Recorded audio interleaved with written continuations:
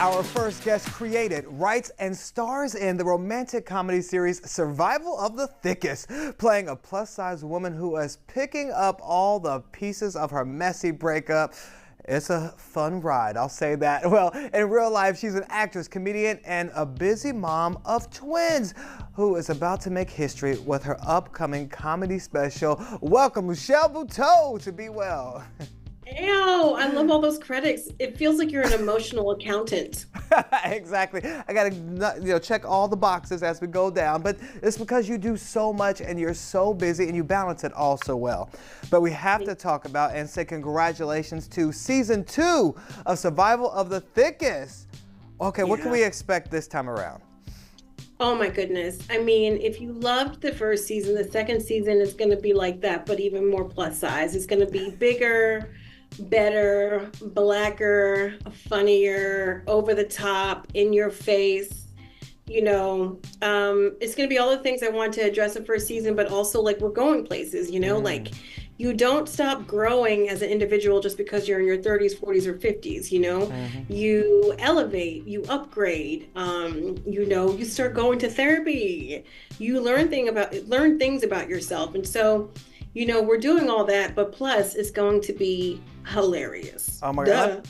Duh. Well, let me tell you, I was like, okay, let me watch one episode to see what I could not stop watching. I was like binging every episode. I was like, you just get caught up in the lives of these characters and you're hoping for the best for all that you guys are doing. And I think that's just a big attribute to you. And the writing is so funny and witty. And I just love it. I just enjoy it. You so much. Tell all your friends to watch it too. I always do, but I gotta talk to you about the body positivity aspect in the show. You make that a specific point to do that. How important and why is that so important for you to make sure that that is a character of its own in the show?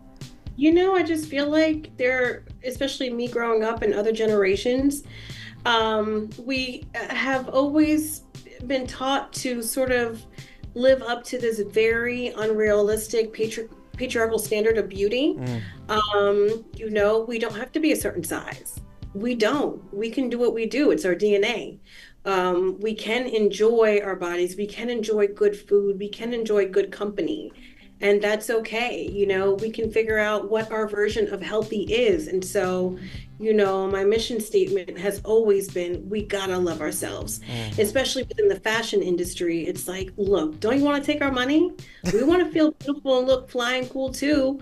Make it in our size. And so, no matter what, at the end of the day, yes, I want you to laugh, but I also want you to love yourself or that person, who might be struggling with that a little bit more, because we're worth it.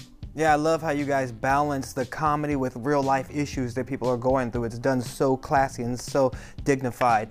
And I have to ask you also about this arc we're seeing in the story, because you created it and it deals with a messy dating life. So how much of it is actually your life and how much of it is your character? Because I know your mom has some correlations between your real mom and the Jamaican mom on the show. I know your husband was a photographer. The guy you were dating at the beginning of the season is a photographer. I'm like, how deep we digging? Okay, Scooby-Doo.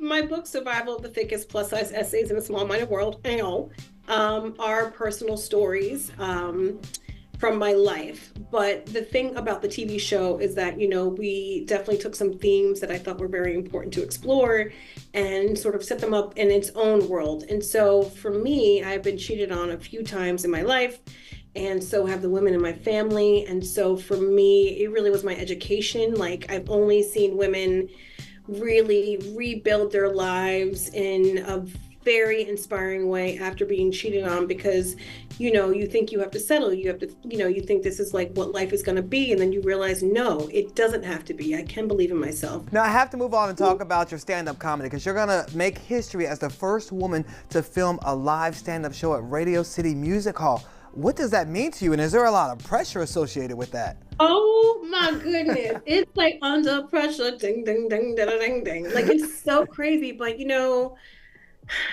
doing the show and just being involved with projects that I love, that really help you dig within yourself to figure out what you want to do, or just how you want to have fun, is so important to me. And I feel like we can make money and we can be funny and we can get these gigs as comedians and we can be like the clown. But also, like, wouldn't it be nice if there was purpose? Wouldn't it be nice if we also laid the groundwork for other people to believe that they could do it as well? And I asked the lady who was giving me the tour, I said, who are the other women who have filmed their comedy specials here? And she said, oh, nobody. Wow. And I'm like, well, then I have to, because not only do I want to challenge myself, I want, fat, black, brown, queer, all types of people to look at the special and say, I can do that too. I can be there too. So it's not about me. It's about all of us. And so I think digging deep and figuring out your creative juices is where it's at. And that's why I love partnering with Miss Vicky's and this, creative contest, because the fact that Miss Vicky's is going to be on shelves right now is like, come on, let's party. Let's party. Who doesn't like a nice crispy snack and a kiki with some flavor? Honey, I know I do. Okay, well, which flavor is your favorite? Are you more of a spicy? Oh, how dare you? Asking my favorite flavor is like asking my favorite Prince song. If you can choose, then that ain't right. Do you have a favorite Prince song? Yes, Purple Rain. What? Purple Rain. No. Yep. And I have a favorite Miss Vicky's flavor, the sea salt. So. What? Yes. Sea salt. I'm learning so much about you. Hopefully judging the contest won't be so difficult. Tell us a little bit more about the contest, and can people still enter? People can still enter, and it's whatever you feel like doing. It's the fact that these Miss Vicky's chips will be available in stores is a big deal. And so you can take them home, you can party, you can nosh, you can celebrate the flavor. And, especially like with my kids right now, not to go all over the place, but here she is, she's got feelings, she's going to share them. I have 5-year-old twins, and, we do really simple things with them. Like, we have them put records on a record player and play them, because that's not something they do anymore. It's like, asking Alexa to do something. And so this is why I love this contest so much, because it's like, dig deep, have fun. What's your vision when you see Miss Vicky's, or, when you taste them, or like you taste those flavors, or like see the packaging? Well, hopefully people will continue to enter the contest. You'll be a great judge. And I'm going to bring some Miss Vicky's to your stand-up comedy show at Radio City Music Hall, and we're going to party backstage. You give me the last one crunching in the back. I know that's right. Right, that's right. Well, continued success in all that you do. Thank you so much for joining us. Thank you for me having you join me. That part, yeah. Is there an exercise segment coming up? We do be well. Is there a metal detector? I didn't know it was a gun show. No, okay. Oh, gosh. Stay tuned for the Fitness in 4. We got you coming. We got it. Don't worry. Okay. All right. Thank you so much.